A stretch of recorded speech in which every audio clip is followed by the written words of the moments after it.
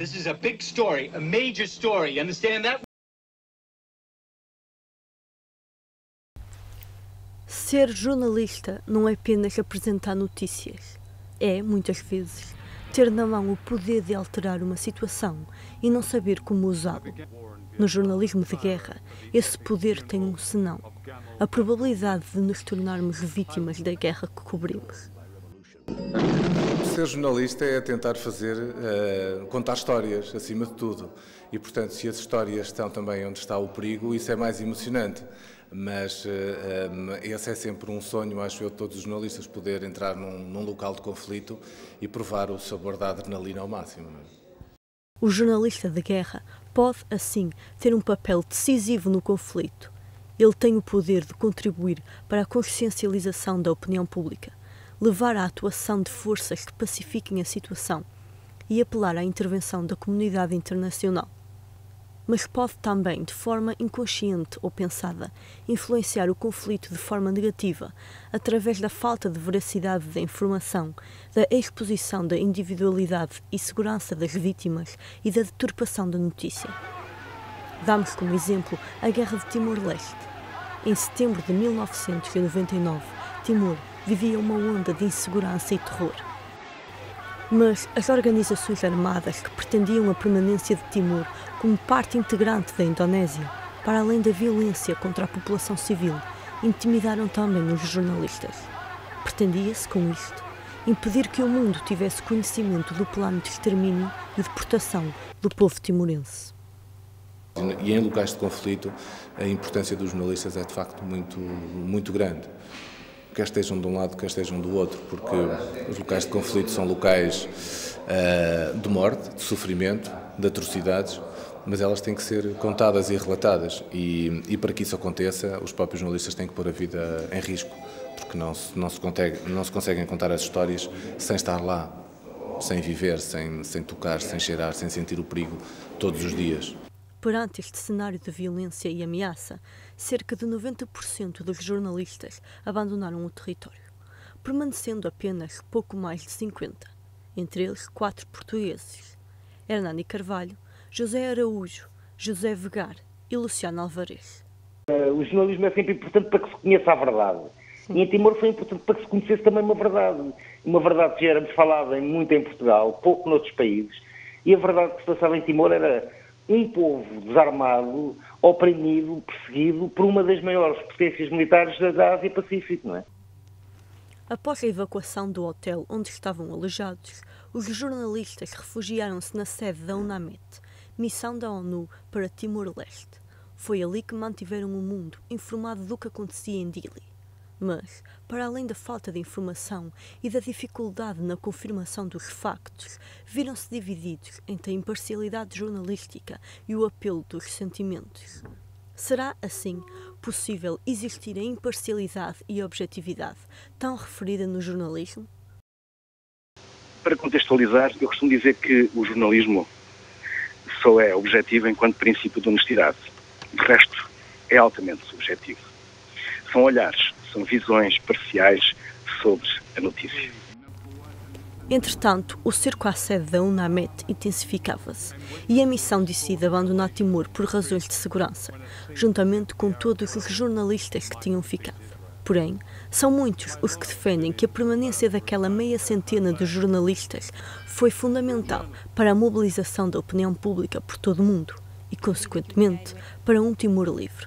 Os jornalistas portugueses tiveram um papel fundamental no sentido de manter o assunto vivo e de lhe dar dimensão, de contar as histórias, de não deixar esquecer o que estava a acontecer. Portanto, desse ponto de vista, o jornalismo aqui fez um papel muito importante. O 9º ponto do Código Deontológico dos Jornalistas Portugueses diz que o jornalista obriga-se, antes de recolher declarações e imagens, a atender às condições de serenidade, liberdade e responsabilidade das pessoas envolvidas. Porém, no jornalismo de guerra, os profissionais na área apresentam sempre dificuldade em perceber o que devem ou não mostrar, o que devem ou não dizer. E são muitos os que acabam por ultrapassar o limite. Mas como é que numa situação de perigo se define o limite? o ter medo ajuda muito a tomar decisões, corretas perante as situações, não é? E em Timor, naquele período mais conturbado, sentia-se muitas vezes muito medo, e o medo é um bom conselheiro para nós tomarmos decisões. Uma das guerras que mais teve influência no progresso do jornalismo de guerra foi a Guerra do Vietnã.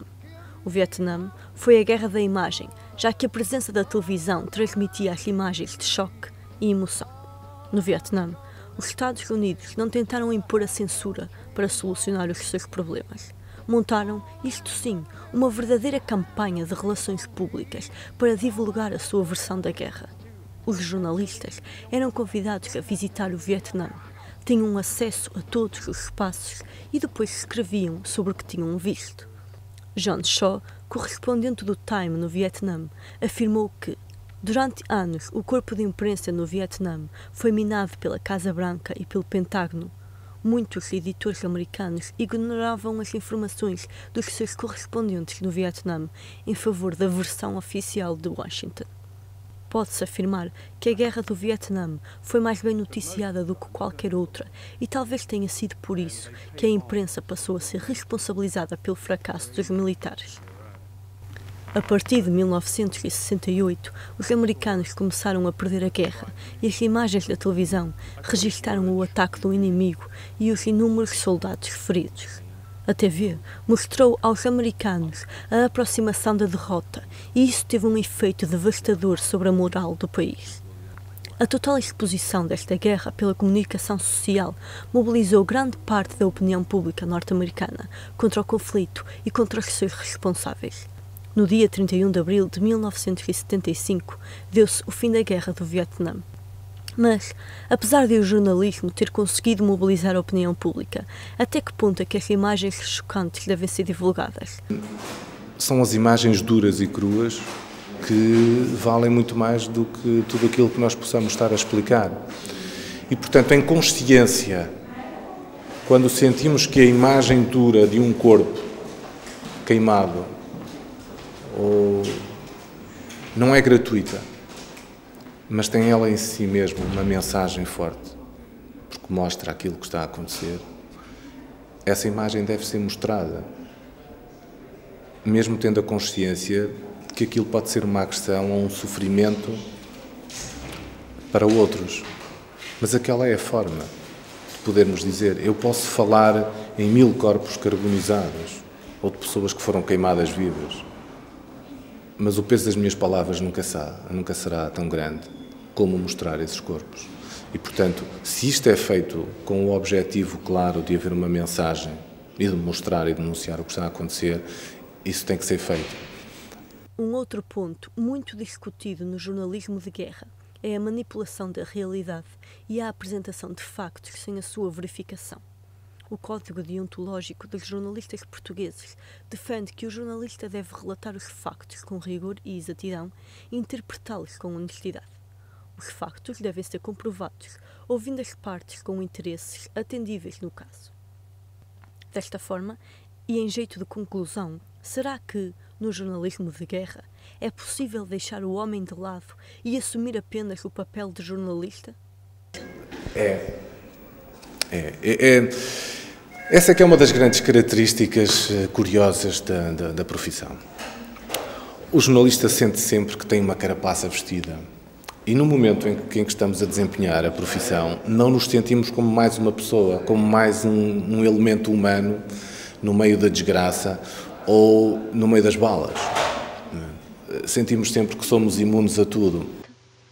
Não, nós somos, acima de tudo, seres humanos, com sensações, com emoções, com opiniões, mas para tudo na vida há uma regra, e aqui, mais do que nunca, que é o bom senso. Nós, acima de tudo, queremos sobreviver, como qualquer ser humano. Este é o nosso primeiro princípio, a nossa prioridade é a sobrevivência. Nunca se consegue deixar de ser um ser humano para ser um jornalista frio. Agora, temos que ter sempre presente que somos jornalistas e que a nossa função é relatar a realidade. E relatar a realidade da forma mais correta possível e ouvindo sempre todas as partes. O trabalho do jornalista é difícil, mas em pleno campo de batalha é ainda mais difícil tomar as decisões corretas. é preciso saber definir as prioridades. Só há dois tipos de pessoas, os jornalistas e os outros.